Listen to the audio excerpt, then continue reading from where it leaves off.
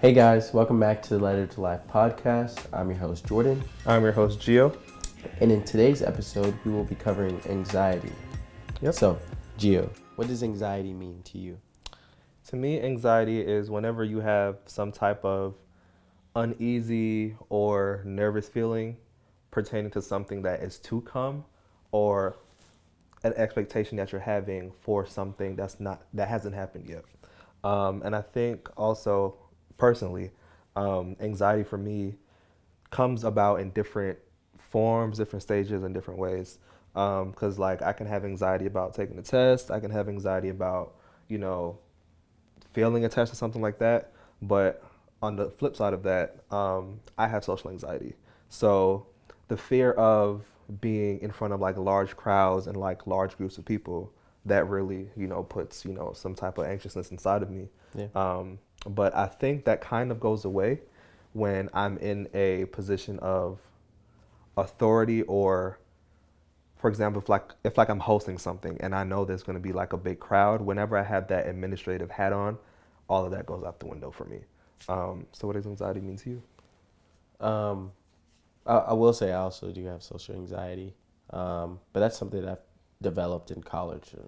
We'll get into that. But Yeah. for me, I kind of view anxiety as this cyclical, cyclical fear that is constant, and normally it normally goes away if it's something that is attainable, like a project or a test or something. Yeah. But when it's something that is like, let's say you're having like a fight with your friend, and like you don't know what's going to happen with the friendship, and you're just constantly just having this anxiety about it.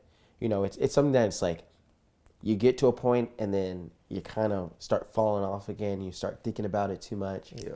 And it's this constant cycle that you just can't seem to break out of. Yeah.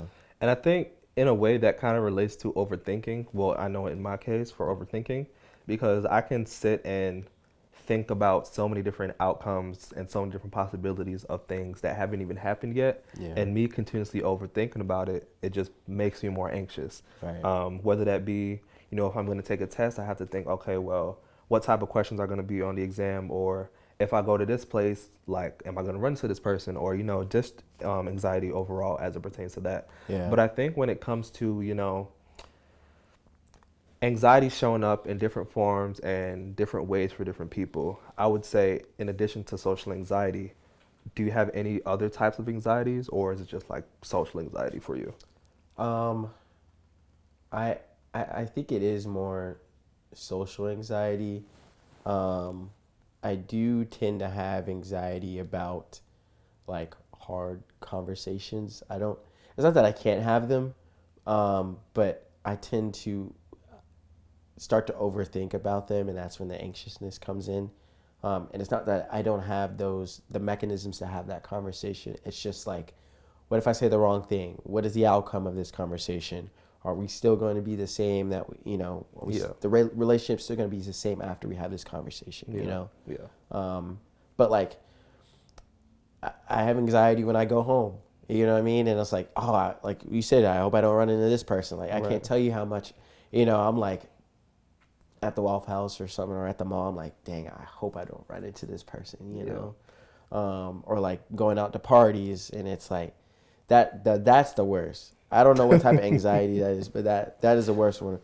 We're at a function, and it's like, dang, I hope like, not like an existential way, but like I hope nothing goes wrong while I'm in here. You know what I mean? Like, of course it would happen while I'm in here. Yeah. You get what I mean? Yeah, and I think that's, in a way, it's like a very short or very slim line between fear and anxiety. Yeah. Because I feel like we can be fearful of possibilities of outcomes. I think that's more so fear, but I feel like anxiety is more so like overall, if you just have an uneasy feeling about something to come. Yeah. Like, even though those kind of sound kind of the same. Yeah. In two different worlds, they're completely different. Yeah. Do you feel that it's irrational at all? In a way, Like in a way, yeah. irrational fear. Because I tend to, like, sometimes when I get anxious, it tends to be something that's just highly irrational. I don't even know why I'm having anxiety about it. Exactly. Like, and if I really think about it, it's like, will that actually happen? Like, it's just me making up thousands of different possibilities in my head, and it's crazy because I have a poem about it in my book. By the way, we know that's a little plug, but shameless plug. but you know, overall, I think for me, I think my body sends me signals Yeah. of like when it's like, okay, I know that I'm anxious right now, because like I can think in my head, but once my body starts like trembling or like I just start shaking, I know I have anxiety. Like I Right. know I'm anxious about something. Yeah. Like I remember there was this time where I think I had to do a presentation. I think this was like freshman year, and like I was like walking from Clearview to campus, like I was shaking bad. Like it was bad. Like it was too bad. And then when I actually got up in front of everyone, I thought, you know, well, beforehand, I thought all eyes were going to be on me and people are just looking at me talk. Right. But overall, some people were on their phones. Some people weren't really paying attention. So Yeah. I made it too much of a big deal. And Yeah. it didn't have to be. So, Yeah. No, I feel that. I don't do well with that whole public speaking stuff. Yeah, I know. Yeah, that's It kind of seemed like the opposite. Yeah. But I'm definitely like, I don't know, man. For me, it's like I'm thinking about something that it doesn't normally matter. You know what I mean? Like Yeah. I'm overthinking. I'm anxious about something that is in my head it is irrational. You know, but in the moment it just feels like the world would crash into itself. You know, if I don't overcome this. You know. Yeah. But no, I think that is a fine line between fear and anxiety. But I feel like with fear, there is a notion or there's a completeness about it that you don't get with anxiety. You know, with fear, it's like I'm fearful now, but I won't be fearful in the future. Yeah. You know what I mean? But with anxiety, you don't overcome it like you can overcome a fear. I'm afraid of heights. You know. Well, I'm out here on a hot air balloon. You get what I'm saying? Trying to overcome my fear, you know. But with anxiety, you know, a lot of times we don't really think of it the same. Yeah. You know. Yeah. Uh, I would say for me, it's kind of 50-50 for me. Like I know with me, like I can be fearful of fast speeds, and this is gonna sound really corny, but I'm gonna explain. But another thing, I think I told you this the other day, but it's like if it's nighttime and if it's something that's normally far away from you or something very small, Right. if it's life size. So for example, and I know other people can relate to me. So for example, if you were to take if you were to take like a traffic light, right? Right. And if you were to put it in front of me, I would literally piss my pants. Honestly, like, Right. Or like if you like blow up an AirPod, like make it life size. No, I can't do it. Yeah. But I think for anxiety, for me is more so of like a constant and a reoccurring thing, and it ties into overthinking as well. Because with fear, I don't really overthink. I just know I'm fearful of it. Right. And I would be fearful of, you know, what can happen to me, what can happen to my friends, what can happen to my family if I indulge in this, or if I go around this, or if I go to this. Yeah. But as I said, like with anxiety, it's more so of like a constant thing where I'm really anxious 24/7. Right. Like, and like I would get anxious over the littlest things, like if I don't have the perfect outfit for the day, like how are people going to view me? Yeah. Not necessarily how are people going to view me in the sense that like I'm going to care what people think, Right. but in the way that's like I know I have to present myself well. So I want to make sure that I'm checking off the boxes for everything on my end, just so I know that when I go out, that confidence is going to be there for me. Because once I have confidence, my anxiety is gone. Right. So what about you? I don't know. For me, it's well, one thing I do struggle with is trying to understand the fact that, and I'm really interested to see how your viewpoint on this, but like with fear, there's a mechanism there. There's a reason why we have like a fight or flight response to certain things, you know, and it helps us escape from dangerous situations, you know, but with anxiety, I struggle with is there something there that like is innately helping me? Like is there some sort of is that a response that is innately good, if that makes sense. You know, Yeah. I know fear, there's a reason why, but with anxiety, is it helping me in any way, or is it just like detrimental? Yeah. You know, is there always a cost that comes with it? You know, Yeah. I think in relation to that, um, I would say anxiety helps me. Well, it's a negative and a positive thing for me. I think it helps me in the sense that like it causes me to overly think and think about different outcomes and possibilities just so I'm aware of I'm aware and prepared of anything that's to come, being right, that I'm overthinking about it so much. right. Um, and I think for someone who isn't as, you know, not self-aware, but I guess self-conscious as it comes to, their choices or things that are to come, and like they're just kind of fearless in that sense. I think when it comes to that, they don't really have any sort of, not necessarily, they don't necessarily have any sort of, I wouldn't say boundary, but I don't know the word I'm looking for, but it's more so like they don't think too much about the future, as opposed to somebody who like me who deals with anxiety bad. I think too much about the future, so I'm able to prepare and be ready for anything that can Is happen. that why? Because I think so. I always feel like you're like super prepared, like you're always super prepared. I'm like and I admire it. It's something that I try to like take into account with myself and try to do better at it. But Yeah. I never knew that was. I just thought that is something that just made you feel comfortable. But it gives you anxiety not to be prepared for the Hmm. future. Not to be prepared for the future, not being a perfectionist in everything I do and everything that I embark on, that gives me anxiety. So I always have to make sure that I'm crossing every T and dotting every I to make sure that I control the trajectory of my life.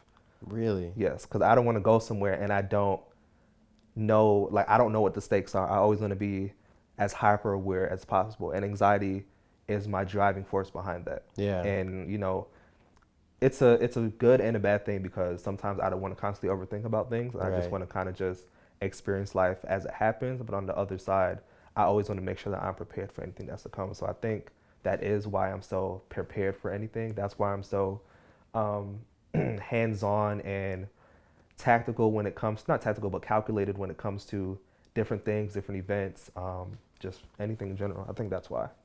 That's really interesting. Yeah. So, and I like that you said there's a good and bad when it comes to it because well personally I haven't had a lot of goods when it comes to anxiety. Really? Okay. Um, but it is motivational in a Yeah. way. To whatever extent it is motivational.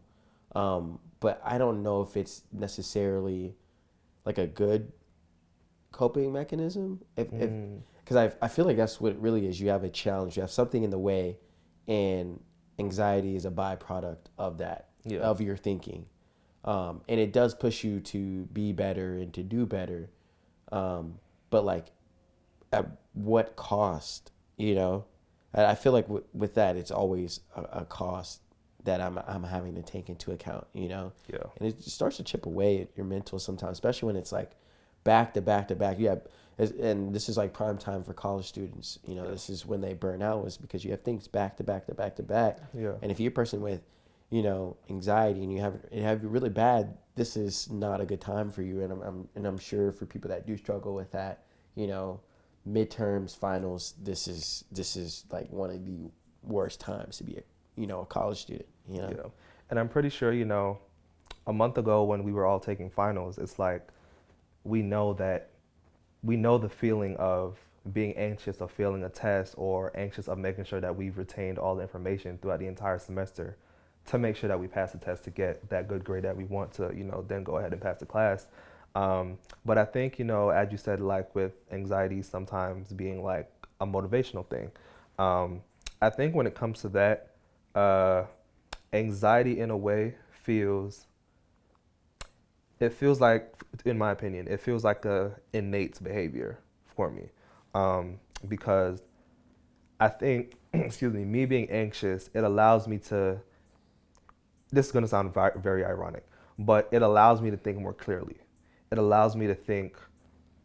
It allows me to just sit with my thoughts. Yeah. Like, of course, I will overthink, and of course, I will ponder on so many things that more than likely will not happen, it allows me to concentrate on what I actually want to happen. Yeah. Like out of like 5 million different possibilities, it allows me to, have tunnel vision and really create a focus to the point where I want to go, and allows me to make sure that I don't swerve and I hit this possibility just by overthinking like just a little bit too much, stuff like that. Yeah. But I think also, it can be a bad thing when it comes to motivation, because you can be so overly prepared that you would cause a burnout. Like you would try to make sure that different things are the exact way that you want it, and then when it doesn't go your way, it's like, okay, well, Right. dang. And like you would constantly try to be a little bit too perfect, Yeah. causes the burnout. Have you had a moment like that in your life? Yes, multiple times. Yeah. Multiple times. I've been burnt out so many times. Yeah. Because I would pack on too much on my plate. Not necessarily packing on too much on my plate, but I can bite off more than I can chew. Right. Like I would think, oh well, I can handle that. I can handle that. Yeah. But it's like the anxiousness of making sure that I have everything balanced, making sure that I put or I divert as much energy equally across different things that I'm doing or different things that I'm wanting to do. So as we're talking about that, what are some of your coping mechanisms as it comes to that? For me, I have to like really, and one thing that I struggled with, was being present. That wasn't something that I practiced or tried to be mindful of Yeah. up until recently, because it is easy to start thinking like, just to be so forward thinking that every decision that you're making is, well, how does this benefit myself in the future? You know what I mean? And so when it comes to anxiety, that was one of those things where I was really trying to understand was, if I'm present in the moment and I'm thinking about what is really getting at me, then I can understand that this is an irrational behavior. And pulling that string, and it is you have to pull it because you don't know what's on the other end. Yeah. For me, I think it's something that's so catastrophic, and I start pulling the string, and I'm like, this really has nothing to do with what I have anxiety about right now. Yeah. And I wouldn't be able to understand that if I wasn't presently in the moment.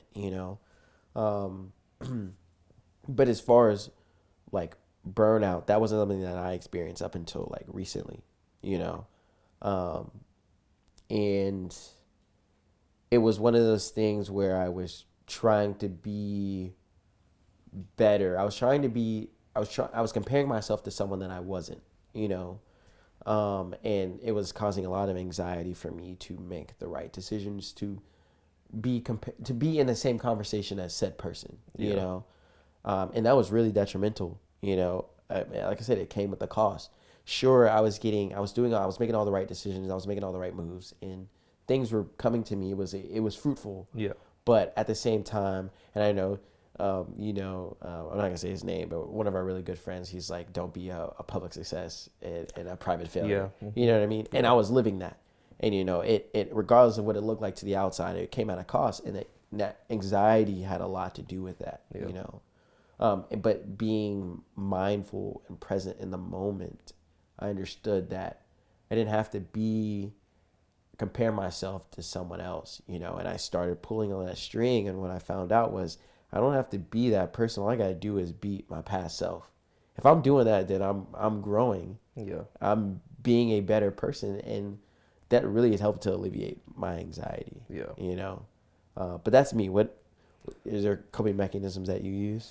Yes, and before I get to that, I can really honestly relate to that, because I would be competing against what placement in life other people are at, and I would try to, in a way, model myself after that and kind of set up myself Right. so that I can achieve that. But I wasn't living in the present, because I was always thinking about, okay, what's in the future, what's next, like what's coming, and that's Right. where anxiety would pop into. But some of my coping mechanisms, writing poetry, of course, you guys already know that's one of my coping mechanisms. Listening to music, that's a big helper. Going for a walk, and the other day, I went to the Riverwalk. No, it wasn't. No, I went to the top of a parking garage, and I just sat and I just watched the sunset. Like I You sat and watched the sunset? I sat and watched the sunset. So unlikely of me because Very much so. I don't really do like that. Type of vibe, bro. It's not. But I just say, you know what? I don't have nothing to do. Yeah. And I knew like the sunset was like a pinkish purplish. So I was like, you know what? Let me just go. You listen to Jaden Smith? I do actually. That's like Jaden Smith. Really? Right oh my there. God. But you know, I went and I wasn't on I put my phone on do not disturb. Right. I had my little snacks and everything, and I was listening to music, and I was just looking at the sunset, looking at the birds flying. It was honestly the most peaceful thing of my life. Wow. Like I was not thinking about any assignments I had to do, any organizational stuff I had to do. I was just in the moment, like just really soaking up life, and just enjoying the moment, just enjoying being where I am in my life, being in nature, and just being. Like it was the most beautiful feeling ever, and I think I'm going to continue to do it again. No, I think you definitely should. Yeah. To me, it sounded like you were being present in the moment. So is there anything that you would like to leave our audience with before we get out of here? Yes, actually a few things actually. My personal experiences as it pertains to anxiety and what that looks like for me, and the positives and negatives that come behind that, as it relates to some of my coping mechanisms or the way how I just kind of move throughout my daily life. Those are all my personal experiences. So if it works for you, that's fine, but make sure that you know what works for you, and what works for me might not work for you. What works for me can sometimes work for you, but overall, these are just my personal experiences. These are my opinions as it pertains to anxiety, and this is just my life. What about you? I would say, well, first off, we are not licensed therapists. Yes, we're not. We're not. If this is therapeutic, then I'm glad, but we do not have the curriculum nor the doctorate degrees to back that up. This is just our personal experience. But I will say, for me, when it comes to anxiety, I think just being present and being mindful can be a really good way to kind of alleviate some of that anxiety, and really trying to pull at that string and try to find the origin of what it is. And anxiety tends to be one of those things that hides in the